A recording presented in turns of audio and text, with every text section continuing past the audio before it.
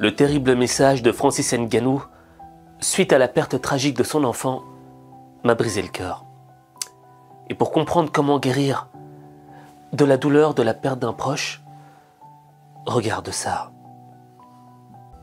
Francis Ngannou, c'est l'un des plus grands champions de toute l'histoire des sports de combat. Et malheureusement, hier, on a appris la perte tragique de son enfant. Et sur les réseaux sociaux, il a laissé ce message qui te détruit le cœur. C'est trop tôt pour partir, mais il est parti. Cobb, mon petit garçon, mon gars, mon partenaire était plein de vie et de joie. Maintenant, il est allongé, sans vie. J'ai crié son nom sans arrêt, mais il n'a pas réagi. J'étais la meilleure version de moi à ses côtés. Et désormais, je n'ai plus aucune idée de qui je suis.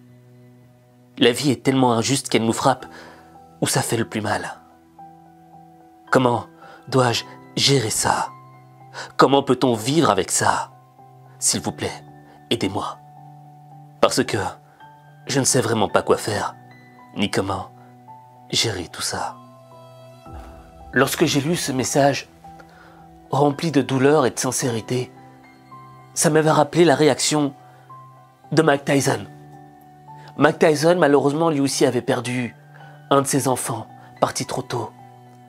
Et lors d'une interview à la télé, il avait réagi d'une manière qui exprimait toute la douleur qui habitait son être.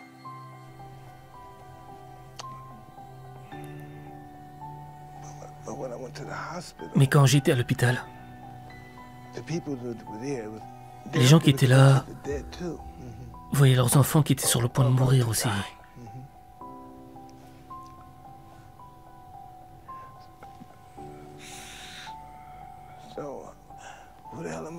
Et donc je me suis dit, mais qui je suis pour mourir aussi?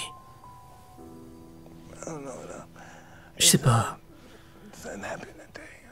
Je ne sais pas ce qui s'est passé ce jour-là. Quoi qu'il se soit passé ce jour-là, est-ce qu'un nouveau Mike Tyson est apparu le jour suivant? Non, j'étais sous cocaïne pendant une semaine. J'avais besoin de planer. J'avais besoin d'aller ailleurs.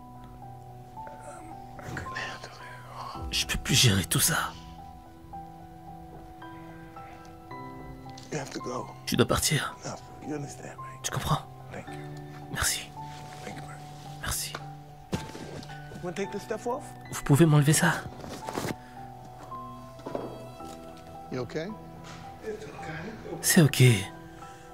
Sir, Mike, I'm really sorry you're going through this. C'est bon.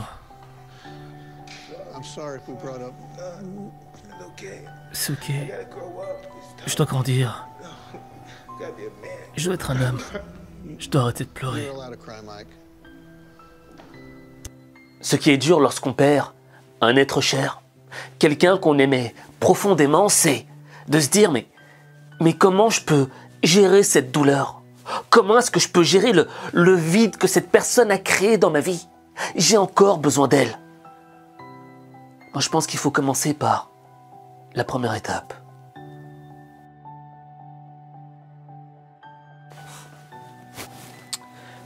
La première étape du processus pour guérir de la perte d'un être cher, c'est de comprendre la nature du chagrin, de la douleur qui habite notre cœur. Tu vois, la sensation que tu as quand tu perds quelqu'un, c'est un vide. Un vide dans ton cœur. Mais en même temps, il est lourd. Lourd de tristesse, de manque, de regret. Et en réalité, ce qui se passe, c'est que tu as la sensation qu'on t'a arraché une partie de toi-même. Et dans cette partie de toi-même, au fait, tu y avais investi des choses. De l'amour, du temps, des moments, de l'affection, de la tendresse. Et tu as l'impression que toutes ces choses que tu as investies dedans, se sont envolées, évaporées. Et que tu pourras plus jamais les récupérer. Et c'est un petit peu la nature du message de Francis Ngannou quand il dit que j'ai crié son nom, mais il ne réagissait pas. Il ne répondait pas. C'est l'élément le plus difficile auquel on doit faire face. Crier le nom des gens qu'on aime, mais ne pas avoir de réaction, ne pas avoir de retour. Avoir l'impression que l'on jette son amour, que l'on jette tout ce qu'on a au fond de nous-mêmes dans un puits sans fond. Et c'est là que l'on fait face à notre fragilité intérieure. On a beau être l'homme le plus fort du monde, lorsque l'on perd l'être qu'on aimait le plus au monde, on voit notre fragilité. On est brisé, cassé. Pourquoi ? Parce qu'on a du mal à accepter de perdre la personne qu'on aime le plus au monde. Mais on est obligé de l'accepter, malgré notre volonté. Et ça crée un sentiment de douleur qui s'intensifie en nous. Et on vit avec, on marche avec. Et en plus de ça, t'as des regrets. Des regrets de peut-être pas avoir dit assez de fois je t'aime. Des regrets de peut-être rester dans un conflit avec la personne que t'aimais. Des regrets de ne pas être allé au-delà de la rancœur qui pouvait habiter ton cœur. Des regrets. Et comme tu es conscient que tout est terminé et que tu pourras plus jamais revoir cette personne que t'aimais, tu as un sentiment d'injustice qui t'habite. C'est injuste. Pourquoi je pourrais plus la revoir ? Pourquoi est-ce qu'elle est partie si tôt ? Non, c'était pas son moment. Et c'est là que ta douleur, elle est inconsolable.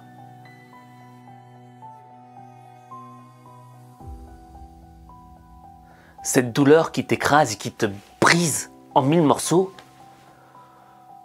il y a un moyen de la guérir. Mais c'est difficile. Pour cela, je vais te donner l'exemple d'Omayara Sanchez.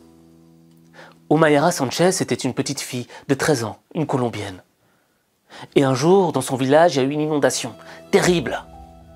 Et la petite fille s'est retrouvée coincée dans l'eau, avec juste sa tête qui ressortait. Les sauveteurs ont essayé de tout faire pour la sauver, mais c'était impossible. Le sort en était jeté. Et là, tu avais les caméras qui suivaient son agonie pendant plusieurs jours. Au début, elle envoyait des messages à sa maman, qu'elle aimait de tout son cœur. Et au moment où elle savait qu'elle était entre la frontière de la vie et de la mort, elle a commencé à sortir des vérités qui vont te briser. Tout d'abord, elle a demandé à ce qu'on offre une maison à sa mère. L'enfant se savait à la frontière de la mort. Mais elle criait pas pour qu'on la sauve. Elle demandait humblement juste d'offrir un peu de bonheur à sa mère. Et le dernier message, les derniers mots de Omayara ont été « Maman, je t'aime. Adieu, maman. » Avec un regard noir. Et des yeux qui te disent « C'est bon, je vais quitter cette terre. Mais je t'aime. Je veux juste que tu saches que je t'aime. » Et quand elle avait dit ce « je t'aime », c'était le plus profond, le plus pur des « je t'aime » que j'avais jamais vu de ma vie. Et c'est là qu'on doit se remettre en question. Tu vois, parfois on doit se mettre à la place d'Omayara et se dire, si je quittais ce monde, qu'est-ce que je souhaiterais aux personnes que j'aime ? Je sais qu'elles sombreraient dans une profonde tristesse, que ce serait dur de guérir de cette douleur, mais je voudrais pas qu'elles vivent le restant de leur vie avec une douleur profonde dans le cœur.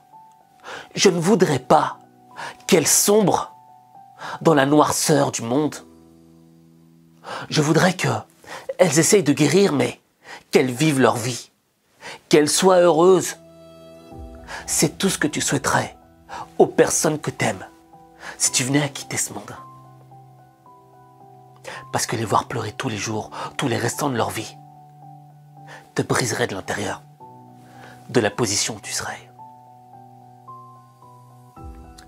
Et donc, quand on revient sur le cas de Francis Ngannou, on comprend une chose.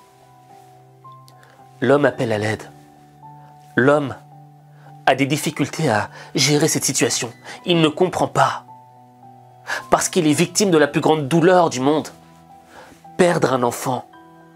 Perdre un être à qui on donne le maximum de son amour.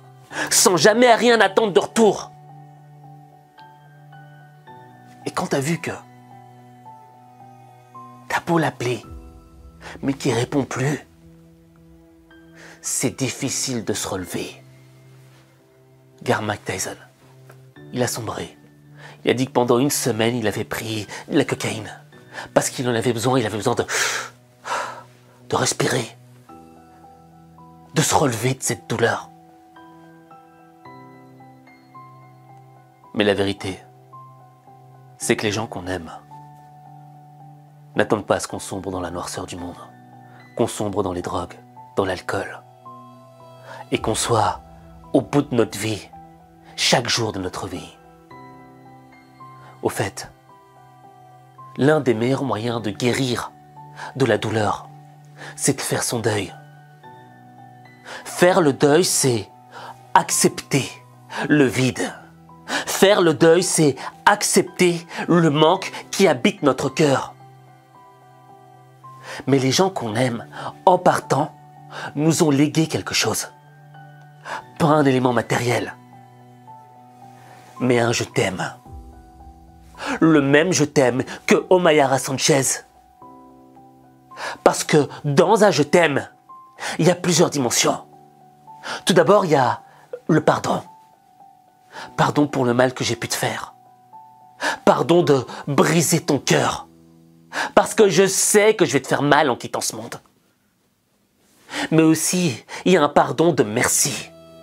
Un remerciement pour tout ce que tu m'as apporté dans cette vie, pour tout le bonheur, pour toutes ces fois où tu m'as fait sourire. Merci.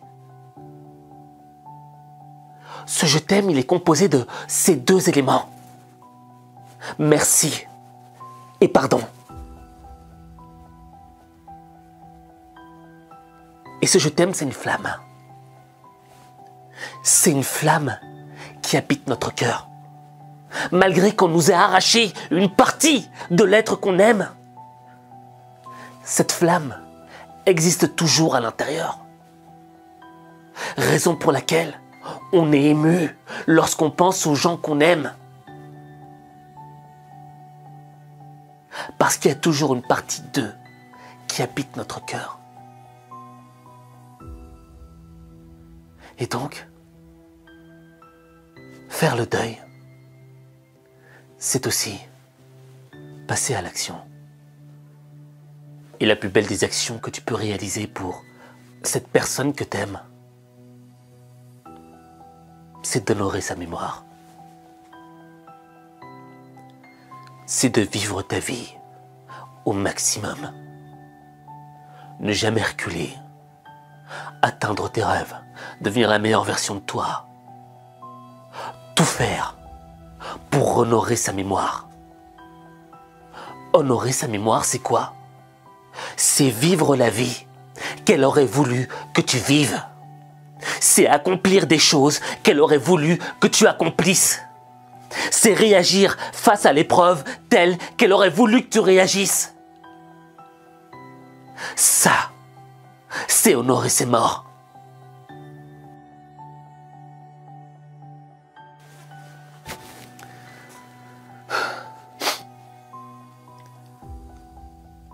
Je vais te dire quelque chose de très important. Ce monde est une jungle.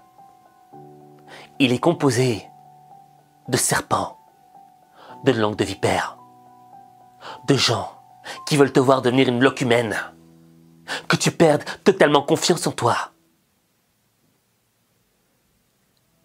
Ils veulent te mener à ta perte.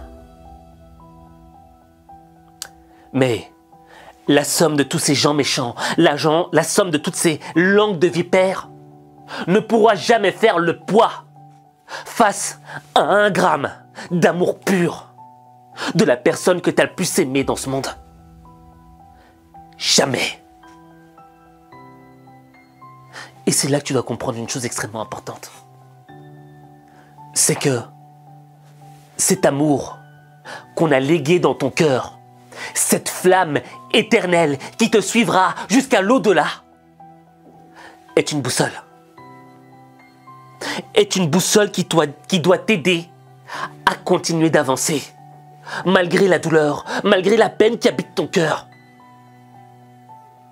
Cette flamme qui t'habite n'est pas là pour te détruire. Elle est là pour te rappeler à toi-même. Pour te rappeler qu'il y a des gens qui t'ont vraiment aimé. Il y a des gens qui ont vraiment cru en toi. Et malgré qu'ils soient plus là, ils t'ont laissé cette flamme au fond de ton être. Et t'as pas le droit d'éteindre la flamme à cause des obstacles de la vie, à cause des hyènes, des serpents, des gens méchants. T'as pas le droit de foirer ta vie. Alors, remémore-toi la flamme qui t'habite. Redirige-toi avec cette boussole intérieure et pars vers le chemin sur lequel la personne qui t'aime le plus attend que tu ailles. La personne qui t'aime le plus t'attend. Le chemin qui va faire de toi la plus belle version de toi-même. Et c'est là que tu transformeras ta vie en bien. Mais ta vie, il n'y a que toi qui peux la transformer.